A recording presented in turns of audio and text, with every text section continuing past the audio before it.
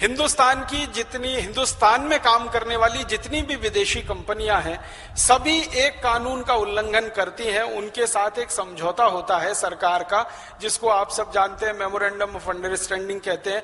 तो एमओयू में जो शर्तें होती हैं, एक भी शर्त को एक भी कंपनी नहीं मानती। जैसे मैं आपको एक उदाहरण देके बताऊं, हमारे देश में अमेरिका की 2 कंपनियां हैं, एक का नाम है पेप्सी कोला, दूसरे का नाम है कोका कोला। इनके साथ भारत सरकार का जब एमओयू साइन हुआ तो उसमें शर्त है कि ये दोनों कंपनियां जब $5 विदेशों से कमाकर भारत को लाकर देंगी, तब ये $1 भारत से ले जाने की अधिकारी होंगी। माने ये कंपनियां भारत से अगर पैसा ले जाना चाहें तो $1 ये तब ले जाएंगे जब $5 कमाकर भारत के धन कोष में जमा कर देंगे। आप जानते हैं भारत का विदेशी मुद्रा कोष होता है, विदेशी मुद्रा भंडार होता है। तो $5 विदेशी मुद्रा भंडार में ये एक पेप्सी और कोका कोला जब जमा कर देगी लाकर एक्सपोर्ट करके, तब ये $1 का इंपोर्ट करेंगे। ये इनके एमओयू में कंडीशन है। लेकिन पिछले 17 वर्षों में दोनों कंपनियों ने इस कंडीशन का आज तक पालन नहीं किया है। आंकड़े ये बताते हैं कि ये कंपनियां $5 यहां से लेके जा रही हैं, तब $1 लेके आ रही हैं। तो एमओयू की जो सबसे प्रमुख शर्त है, उसका उल्लंघन हो रहा है। हमारी सरकार के द्वारा मंत्रालय ने जो साइन किया है एग्रीमेंट, उसका उल्लंघन हो रहा है। हम इनको कोर्ट में घसीट सकते हैं और बहुत आसानी से इस पर फैसला ले सकते हैं। एक इसी तरह की एमओयू की शर्त है कि पेप्सी और कोका कोला कंपनी भारत देश में सॉफ्ट ड्रिंक नहीं बेचेगी। पानी जो बोतल में भरा हुआ, जिसको कार्बोनेटेड वाटर कहते हैं, वो नहीं बेचेंगे। इनका भारत में आने का मुख्य मकसद है और एमओयू की कंडीशन है कि भारत के किसानों का आलू, टमाटर, प्याज, गोभी, पत्ता गोभी, गाजर आदि आदि जो फल हैं, सब्जियां हैं, जो हर साल 60,000 करोड़ के खराब हो जाते हैं, उनको प्रोसेस करके ये भारत में और भारत के बाहर विदेशों में बेचेंगे। प्रोसेस करके बेचेंगे, कच्चा माल भी नहीं बेच सकते, प्रोसेस करके बेचेंगे। लेकिन दुर्भाग्य हमारे देश में यह है कि इन कंपनियों का जो प्रोसेस किया हुआ टमाटर, आलू आदि का खाद्य पदार्थ है, वो बहुत मामूली सा बिक रहा है और पूरे हिंदुस्तान में इनका सॉफ्ट ड्रिंक बिक रहा है, जो बेचने की इनको परमिशन नहीं है। फिर एक तीसरी कंडीशन है एमओयू की, वो ये है कि पेप्सी और कोका कोला कभी भी अपने ब्रांड नेम से कोई चीज भारत में नहीं बेचेंगे। माने पेप्सी नाम से कुछ नहीं बिकेगा, कोका कोला नाम से कुछ नहीं बिकेगा, वो अपने ब्रांड नेम का भारत में इस्तेमाल नहीं कर सकेंगे। लेकिन दुर्भाग्य हमारे देश में एमओयू की ये शर्त का भी वो उल्लंघन कर रहे हैं। उनके अपने ब्रांड नेम से सारी चीजें इस देश में बिक रही।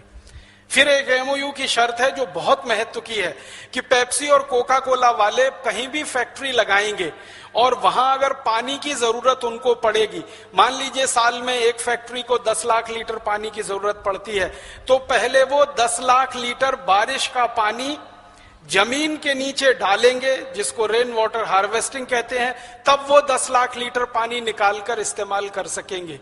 लेकिन इनके किसी भी कारखाने में रेन वाटर हार्वेस्टिंग का कोई सिस्टम नहीं है। एक बूंद पानी भी जमीन में नीचे नहीं डालते हैं, वो सारा जमीन में से निकाल रहे हैं और गांव के गांव पानी से वंचित हो गए हैं।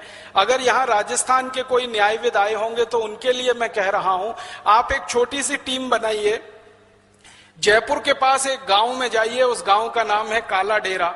उस काला डेरा में पेप्सी कोला का प्लांट लगा हुआ है।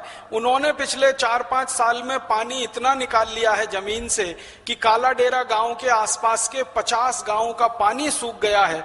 अब उस गांव के किसानों को पीने के लिए पानी लाने के लिए टैंकर मंगाना पड़ता है, 3-4 किलोमीटर दूर जाना पड़ता है जानवरों के पानी की व्यवस्था के लिए। सारा पानी पेप्सी कोला कंपनी ने खर्च कर दिया।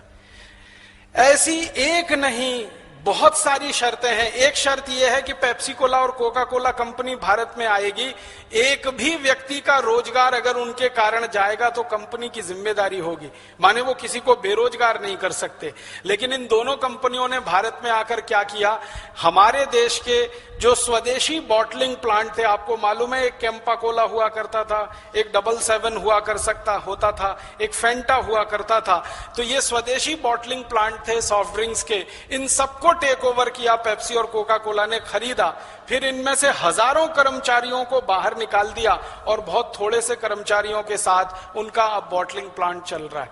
तो मैंने आपको ये पेप्सी कोला का नाम लेके कहा, इनके एमओयू की एक भी शर्त ये नहीं मानते हैं, सब शर्तों का उल्लंघन करते हैं और धड़ल्ले के साथ भारत में व्यापार करते हैं। तो हम सब अगर न्यायविद इस पर काम करें और एक अच्छी सी पिटीशन ड्राफ्ट करें और हिंदुस्तान के अलग अलग अदालतों में, मेरा यह मानना है कि हर डिस्ट्रिक्ट कोर्ट में जहां पेप्सी और कोका कोला का प्लांट है, हर डिस्ट्रिक्ट कोर्ट में हम पिटीशन फाइल करें। बाद में वो हाई कोर्ट जाएगा तब देखेंगे, सुप्रीम कोर्ट जाएगा तब देखेंगे।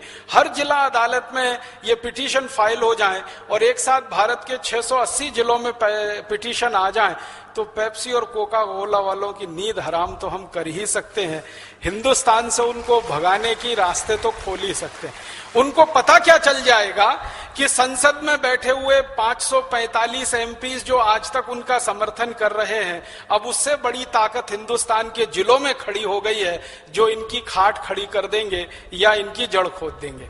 तो बहुत आसानी के साथ हम एक फैसला किसी भी अदालत से, आपको मालूम है हिंदुस्तान के संसाधनों के बारे में इस देश की सरकार का बहुत स्पष्ट अभिप्रेत है, वो ये कि पानी सबसे पहले खेती के लिए है, उसके बाद जानवर और मनुष्यों के लिए है, उसके बाद उद्योगों के लिए है और सबसे अंत में बचे तो गैर जरूरी उद्योगों के लिए है।